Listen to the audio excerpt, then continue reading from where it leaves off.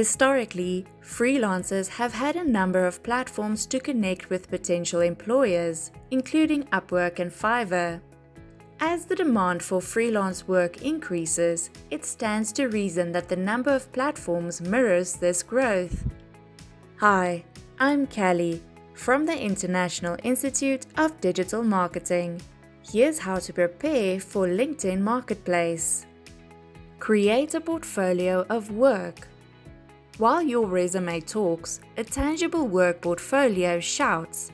If you don't have a highlight reel of your greatest projects, now is a great time to gather those documents. Whether you're a graphic designer or a writer, having tangible assets go a long way in the digital freelance marketplace. Set competitive prices. If you're just starting out, setting a rate for your freelance work can feel overwhelming.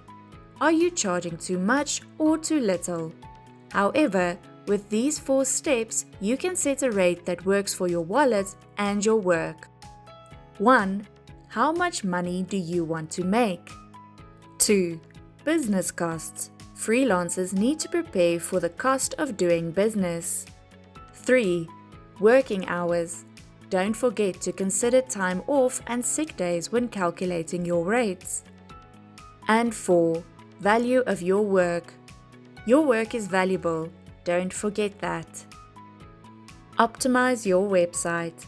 When potential employers view your LinkedIn Marketplace profile, it's unlikely they'll stop there. To ensure you're best positioned to score that high-paying freelancing gig, be sure to optimize your personal website. Optimizing your website is an ongoing process. Build a strong foundation that you can iterate on as you grow your profile and your voice as a freelancer. Market yourself. You can earn some bonus client quotes and testimonials by marketing yourself. These tips can help you score jobs and gain references that will boost your credibility when it's time to build your marketplace profile. Number 1. Social media.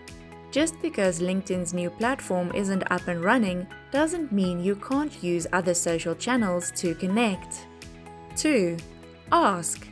See a company in desperate need of your skill set? Reach out. The worst response will be a simple "no thank you." And 3. Affiliate marketing. Are you a graphic designer and your friend is a writer and she's freelancing for a company in need of design work? Perfect! Take the same approach with other freelancers and monetize the outcome through an affiliate marketing strategy. For more information, visit www.thedigitalmarketinginstitute.org.